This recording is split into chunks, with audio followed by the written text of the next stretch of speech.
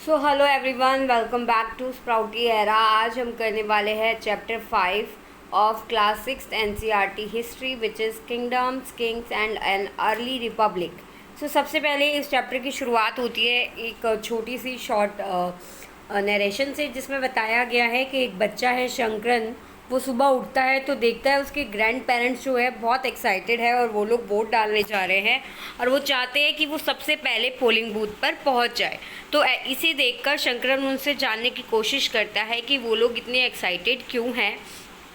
Then उसके grand father जो है उसे बताते हैं कि वो आज अपने रूलर्स को खुद चूज़ कर सकते हैं। ठीक है, तो आपको पता होगा कि वोट डालने का मतलब क्या हो रहा है। जब भी वोटिंग हम लोग करते हैं तो वोटिंग से जिसको भी हम वोट दे रहे हैं तो हम ये चूज़ करते हैं कि ये व्यक्ति जो है हमारा लीडर या रूलर बनने के काबिल है। अब how some man became rulers, कैसे लोग जो है रूलर्स बनते हैं या लीडर्स बनते हैं, कैसे चूज़ किया जाता है, इसके बारे में हम देख लेते हैं। आज के समय तो हमें पता है इलेक्शंस होते हैं, वोटिंग होती है, लेकिन पुराने समय में अर्ली पीरियड में उस समय पर कैसे रूलर चूज़ किए जाते थे, कैसे लोग लीडर्स बनते थे, वो भी हम इसमें जानेंगे। ओके, सो चूजिंग रूलर्स और leaders by voting is something that become common during the last 50 years. कि आज से पिछले 50 सालों में ये चीज़ बहुत ज़्यादा कॉमन हो गई है। लेकिन आज से 3000 साल पहले कैसे लोग राजा बनते थे, मतलब उस समय जो राजा होते थे वो लोग राजा कैसे बनते थे, तो इसका आप देखिए क्या होता था कि लोग ना अश्वमेध या हॉर्स सेक्रीफाइस करते थे। अब ये हॉर्स सेक्रीफाइस क्या है, इसे कहते हैं अश्वमेध यज्ञ। ठीक है, क्या कहते हैं, अश्वमेध यज्ञ। तो ये क्या करते थे कि अपना जो इनका हॉर्स होता था, ठीक है, उसको फ्रीली घूमने के लिए छोड़ देते थे कि कहीं भी घूमेगा, और जितनी जगह पर वो घूम के आता था ना, ठीक है, ये मान लिया जाता था कि उतनी जगह जो है उस आदमी की हो गई या उस राजा की हो गई।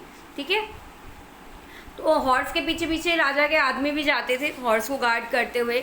और अगर किसी दूसरे किंगडम में हॉर्स घुस गया, ठीक है, तो और किसी ने उसे रोका, तो इसका मतलब हो गया कि रोकने वाले किंगडम के राजा को उससे फाइट करनी होगी इस किंगडम के राजा से। अगर वो हार जाता है, ठीक है, तो क्या होगा कि उतनी जगह जो है जिस किंगडम के द्वारा हॉर्स भेजा गया था उस राजा की हो जाएगी। अगर कोई उसको स्टॉप नहीं करता, अगर हॉर्स को जो है अलाउ कर दिया जाता है उस जगह से पास आउट होने के लिए, तो ये मान लिया जाता है कि ये राजा जो है उसकी अथॉरिटी को उस किंगडम वालों ने अपना लिया। जिस किंगडम ने उस हॉर्स को नहीं रोका, इसका मतलब उस किंगडम ने इस राजा के अथॉरिटी को अपना लिया है, एक्सेप्ट कर लिया है।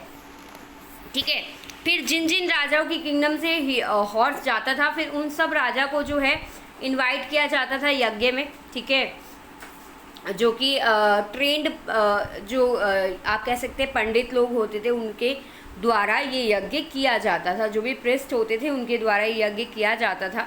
ठीक है, और इनको बदले में जो है रिवॉर्ड दिए जाते थे राजा के द्वारा। अब जो राजा ये यज्ञ करवाता था, ठीक है, वो बहुत पावरफुल माना जाता था, और जो उस टाइम आते थे वो उसके लिए गिफ्ट्स लेकर आते थे उस राजा के लिए। बाकी के राजा क्या करते थे, गिफ्ट्स लेकर आते थे।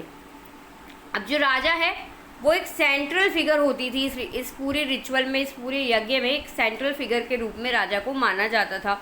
ठीक है, उसकी एक स्पेशल सीट होती थी और टाइगर स्किन पर वो बैठता था। उसका जो रथ होता था, जिस रथ से वो युद्ध लड़ने जाता है, जिस रथ पे बैठ के वो युद्ध लड़ने जाता है, तो ये सब चीज़ें उसके आसपास होती थी। उसके रिलेटिव्स होते थे, स्पेशली उसकी जो वाइफ्स होती थी या सन्स होते थे, वो भी साथ में उस यज्ञ में बैठते थे। जो बाकी के राजा जो देखने आते थे वो मात्र एक तरीके से स्पेक्टेटर का काम करते थे। ठीक है, सिर्फ देखने आया यज्ञ, उनका कोई काम नहीं होता था। और राजा के लिए गिफ्ट वगैरह लेकर आते थे। जो पंडित या पुजारी होते थे, जो प्रेस्ट होते थे, जो ये सारी प्रक्रिया करवाते थे, ठीक है, गंगा जल या आप कह सकते हैं सेक्रेड वाटर को छिड़कना, ये सब करना, ये सब पंडितों का काम होता था। जो आम जनता होती थी या वैश्य वर्ग के जो लोग होते थे वो भी गिफ्ट लेकर आते थे राजा के लिए। हालांकि कुछ लोग थे जैसे कि जिनको शूद्रास माना जाता था प्रिस्ट के द्वारा, यानी कि पुजारी जिन लोगों को शूद्रास कहते थे, उनको इन रिचुअल्स में बैठने नहीं दिया जाता था। ओके, चलिए आगे। तो अब ये आ गया है वर्णास। वर्णास क्या है? तो 4 स्पेशल सोशल कैटेगरीज थी जिनको ब्राह्मण, क्षत्रिय, वैश्य और शूद्रास में काउंट किया जाता था, मतलब डिवाइड किया गया। ब्राह्मण्स को से एक्सपेक्ट किया जाता था कि वो स्टडी करें और लोगों को सिखाएं, वेद वगैरह पढ़ाएं, खुद पढ़े और पढ़ाएं, यज्ञ करवाएं और गिफ्ट्स उनको दिए जाते थे। क्षत्रिय जो हैं ये लोग क्या करते थे? बैटल्स लड़ते थे और लोगों को प्रोटेक्ट करते थे। वैश्यास क्या होते थे? फार्मर्स, हर्डर्स और ट्रेडर्स होते थे। शूद्रास जो हैं बाकी के तीनों ग्रुप्स को क्या करते थे? सर्व करते थे, उनकी सेवा करते थे। ओके, अब हम आ जाते हैं जनपदास। देखिए, अगर इस शब्द का हम मतलब इसको डिवाइड करके इसका मतलब निकालने की कोशिश करेंगे तो देखिए, जन का मतलब होता है लोग, ठीक है, और पदा का मतलब होता है फूट। तो ऐसे जगह, ऐसी लैंड जहाँ पर लोगों ने अपने फूट रखे, यानी कि अपना जहाँ वो लोग सेटल डाउन हो गए, उन जगहों को कहा गया जनपदास, ठीक है। आर्कियोलॉजिस्ट जो हैं उन्होंने बहुत सारी ऐसी सेटलमेंट्स फाउंड की, यानी कि ऐसी बहुत सारे जनपदास जो है उन्हें मिले, जैसे कि दिल्ली के अंदर पुराना किला, हस्तिनापुर, मेरठ, अतरंजी खेरा, एटा के पास। तो ये सारे जनपदास जो है आर्कियोलॉजिस्ट को मिले। इन्होंने देखा कि यहाँ के लोग जो है हट्स में रहा करते थे, उनके पास कैटल होती थी, साथ ही साथ अदर एनिमल्स भी होते थे। वो लोग वैरायटी ऑफ क्रॉप्स भी उगाया करते थे, जैसे कि rice, wheat, barley, pulses, sugarcane, sesame and mustard. तो इस तरीके की क्रॉप्स भी वो लोग उगाया करते थे। इसके अलावा वो लोग अर्थन पॉट्स बनाते थे, ठीक है, जो कि ग्रे कलर में होते थे ज़्यादातर, और कुछ जो है ग्रे कलर में थे, बाकी जो है रेड कलर में मिले। एक स्पेशल टाइप की पॉटरी जो है वो आर्कियोलॉजिस्ट को मिली है, जिसे पेंटेड ग्रे वेयर के नाम से जाना गया, ठीक है। और इसका नेम जो है, इसके ऊपर जिस तरीके के डिज़ाइन बने हैं, सिमेट्रिकल ज्योमेट्रिकल पैटर्न बना है, उसके बेसिस पे ये नाम इसको दिया गया है। अब हमने जनपदास का तो देख लिया, अब हम देखते हैं महाजनपदास। ओके, सो आज से लगभग 2500 साल पहले कुछ जनपदास जो हैं वो महाजनपदास बन गए, ठीक है, क्योंकि वो बाकी की जनपदास के कंपैरिजन में कुछ ज़्यादा इम्पॉर्टेंट हो गए, इसलिए इन्हें महाजनपदास कहा जाने लगा। इनमें से कुछ जो है आपको मैप नंबर 4 में दिखाए गए हैं, देख लीजिए एक बार, ये रहा मैप नंबर 4, ठीक है। इसमें देखिए अवंती, गंधार, मगध, अंग, कोसाला, तो ये सारे जो है महाजनपदास यहाँ पर दिखाए गए हैं। ओके, चलिए, तो आप देखिए ज़्यादातर महाजनपदास जो हैं उनकी कैपिटल सिटी हुआ करती थी खुद की, ठीक है, एक राजधानी होती थी। ज़्यादातर राजधानियाँ जो है फोर्टिफाइड होती थी, यानी कि उनको चारों तरफ से बड़ी बड़ी दीवारों से कवर्ड किया गया होता था, ठीक है। और जो किले होते थे वो बनाए जाते थे ताकि लोग जो किले बनाने का मतलब हम ये मान सकते हैं कि बाहरी किंगडम के अटैक से बचने के लिए ये किले बनवाए गए थे। आगे आ जाइए, हम चलते हैं। तो प्रोटेक्शन के लिए किलास बनवाया करते थे राजा लोग, या जो राजा होते थे वो लोग प्रोटेक्शन के लिए किले बनवाते थे। और ये भी माना जाता है कि राजा जो है ये दिखाना चाहते थे कि हम कितने अमीर हैं या कितने पावरफुल हैं, इसकी वजह से इतनी बड़ी बड़ी बिल्डिंग, इम्प्रेसिव वॉल्स, ये सब बनवाया करते थे। ऑल्सो जो लैंड और जो लोग थे जो कि फोर्टिफाइड एरिया के अंदर रहते थे, जो किलाकृत एरिया में रहते थे, उनको राजा के द्वारा इजीली कंट्रोल किया जा सकता था, तो इस वजह से भी बनवाया जाता था, ये माना जाता है। बिल्डिंग्स की वॉल्स बहुत बड़ी बड़ी होती थी, ठीक है, और इन बड़ी बड़ी वॉल्स को बनाने के लिए बहुत बड़ी प्लानिंग, या आप कह सकते हैं प्लानिंग भी करनी पड़ती थी। और इन वॉल्स को बनवाने में 1000 नहीं तो मतलब लाख्स ऑफ ब्रिक्स और स्टोन्स का इस्तेमाल किया गया, लाखों ईंटों और पत्थरों का इस्तेमाल किया गया। और सिर्फ ऐसा तो नहीं है कि ईंटें और पत्थरें आ गई, लेकिन लोगों की लेबर भी तो लगी है, मेहनत भी तो लगी है, तो बहुत ज़्यादा मेहनत लगी इन वॉल्स को बनाने में, ठीक है। कई और बहुत लेबर लगी, यानी कि आप कह सकते हैं कि मैन, वुमेन, बच्चे, उस समय पर सब लोगों ने मिलकर जो है इन वॉल्स को बनाया होगा, क्योंकि एक व्यक्ति के बस की बात तो है ही नहीं। चलिए आगे चलते हैं। तो देखिए यहाँ पे आपको एक वॉल दिखाई गई है, कौशाम्बी की फोर्टिफिकेशन वॉल, तो आप देख सकते हैं कितनी ईंटें इसमें लगी हुई है, आप देखिए। तो इस तरीके की बड़ी बड़ी वॉल्स बनाई जाती थी और इसमें बहुत सारी लेबर लगती थी। अब जो नए राजास थे, ठीक है, अब वो क्या करने लगे थे, पहले हमने देखा कि स्टैंडिंग आर्मी नहीं होती थी राजाओं के पास, कोई आर्मी नहीं होती थी। जब भी वॉर होती थी तो लोगों को उस वॉर में सम्मिलित होने के लिए परसुएट किया जाता था। लेकिन अब क्या हो गया, स्टैंडिंग आर्मीज जो है राजा रखने लगे, सोल्जर्स को रेगुलर बेसिस पे सैलरी दी जाने लगी, ठीक है, पूरे साल राजा के द्वारा अपनी आर्मी मेंटेन की जाती थी और उनको सैलरीज भी दी जाती थी। कुछ पेमेंट्स जो होती थी वो पंच मार्क कॉइन्स के फॉर्म में दी जाती थी, जिसके बारे में आप आगे चैप्टर में पढ़ेंगे। आगे चलते हैं टैक्सेस। अब टैक्सेस क्या थे, तो जैसे जो रूलर थे महाजनपदास के, वो बड़ी बड़ी बिल्डिंग्स बनाते थे, बड़ी बड़ी आर्मीज रखते थे अपने पास में, तो उसके लिए उनको रिसोर्सेज की ज़रूरत थी और पैसा भी चाहिए था। तो ये पैसा ये लोग कहाँ से, टैक्स के फॉर्म में लोगों से कलेक्ट करते थे और फिर इसका इस्तेमाल जो है अपने फाइनेंसेस को पूरा करने के लिए करते थे, ठीक है। तो ये लोगों ने ऑफिशियल्स रखे हुए थे कलेक्ट करने के लिए टैक्स। तो पहले क्या होता था, राजा जो है सिर्फ गिफ्ट पर डिपेंड होता था, ठीक है, कि गिफ्ट्स मिलेंगे, मतलब उपहार के रूप में जो भी उसको मिलता था वो उसके रिसोर्सेज हो गए। लेकिन अब उसने टैक्स कलेक्ट करना स्टार्ट कर दिया। किस टाइप का टैक्स लेते थे, टैक्स ऑन क्रॉप्स पर टैक्स लेते थे, क्राफ्ट पर्सन से लेते थे। हर्डर्स जो हैं टैक्स पेड करते थे, जितना उनका एनिमल प्रोड्यूस होता था उसके हिसाब से।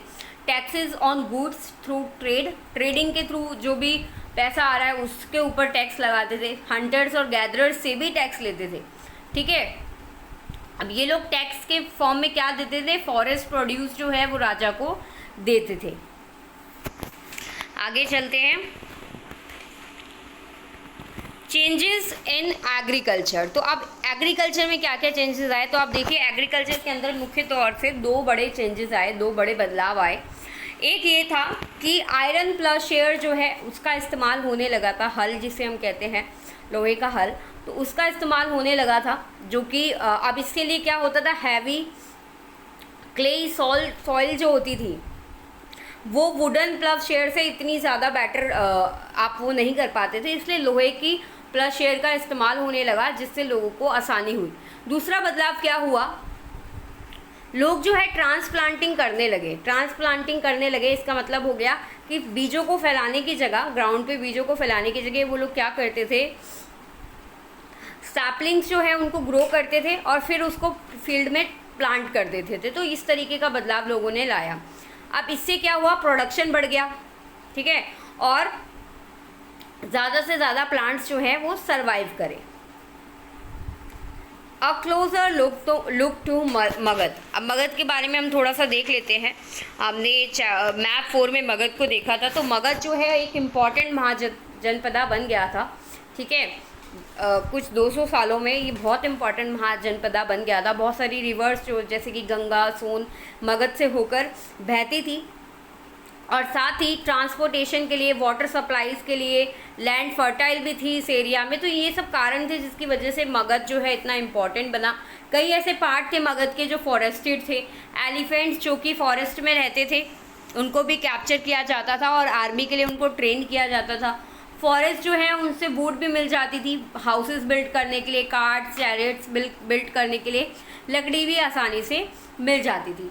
इसके अलावा आयरन और माइंस भी इस रीजन में पाई जाती थी, ठीक है। इसकी वजह से बहुत सारे ऐसे कारण थे जिसकी वजह से मगध जो है एक इम्पॉर्टेंट महाजनपदा बन गया।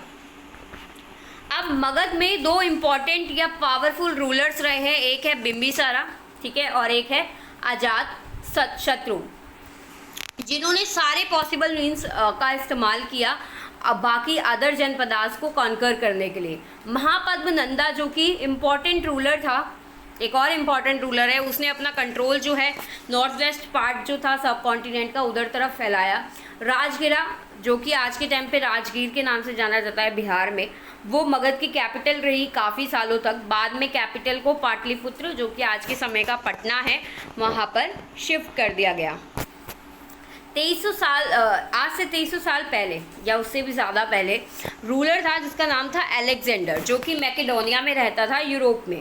ओके, वो चाहता था कि पूरे वर्ल्ड को वो कनकर कर ले, पूरे वर्ल्ड पे अपना कब्जा कर ले।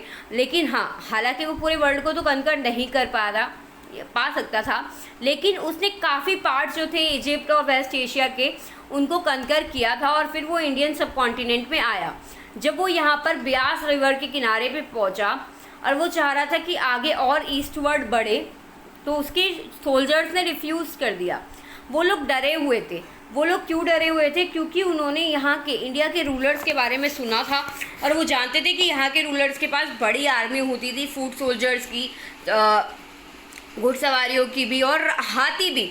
तो बहुत सारी चीज़ें थी यहाँ के रूलर्स के पास, इस वजह से वहाँ की आर्मी, उनकी आर्मी डरी हुई थी और उन्होंने आगे जाने से मना कर दिया। अब हम आ जाते हैं एक और वज्जी के बारे में पढ़ लेते हैं। तो हालांकि मगध जो है एक इम्पॉर्टेंट किंगडम, पावरफुल किंगडम बना, लेकिन वज्जी जिसकी कैपिटल वैशाली बिहार में थी, वो अलग फॉर्म ऑफ गवर्नमेंट के अंडर था, जिसे गना या संघ कहा जाता है। अब संघ और गना में क्या होता है? कोई एक राजा नहीं होता, बहुत सारे राजा होते हैं, ठीक है। तो आपने अगर महावीर स्वामी या गौतम बुद्ध के बारे में सुना होगा तो वो इसी तरीके के संघ से बिलोंग करते थे, गना से बिलोंग करते थे। तो इसमें क्या होता है, एक राजा नहीं होता बल्कि मैनी राजाज होते हैं, रूलर्स होते हैं, और हर किसी को उनमें से राजा कहा जाता है, यानी कि जो भी रूलर्स होते हैं उन सबको राजा कहा जाता है। ये राजा जो है वो रिचुअल्स परफॉर्म करते हैं, साथ में मिलके असेंबलीज़ में मिलते हैं और डिसाइड करते हैं क्या किया जाना चाहिए, क्या किया नहीं जाना चाहिए। हालांकि जो वुमेन और जो दासाज या कमाकाराज होते थे उनको इन मीटिंग्स में पार्टिसिपेट करने नहीं दिया जाता था। ओके, चलिए इसमें अब देख लीजिए चैत्याज और विहाराज के बारे में थोड़ा सा दिया हुआ है, यहाँ पे एक बार रीड कर लीजिएगा। अब आ जाते हैं राजाज ऑफ पावरफुल किंगडम्स या पावरफुल किंगडम्स ट्राई टू कंकर द संघास। अब जो शक्तिशाली जो रियासतें थी या किंगडम्स थी, उनके राजा चाहते थे कि इन संघास को जो है वो कंकर कर ले, इन पे कब्जा कर ले।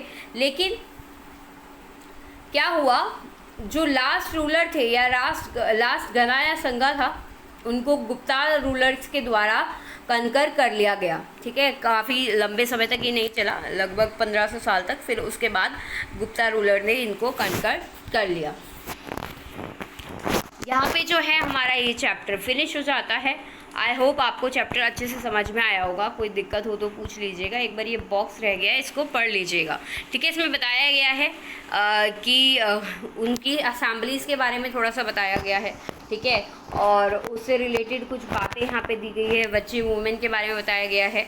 ठीक है, चैत्याज जो है वो टाउन्स और विलेजेस दोनों के द्वारा मेंटेन किए जाते थे।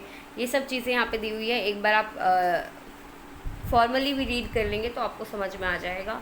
अब हम इस चैप्टर को एंड करते हैं यहीं पे। आई होप आपको समझ में आया होगा। नेक्स्ट वीडियो के साथ हम मिलेंगे, तब तक के लिए all of you all the best, bye bye.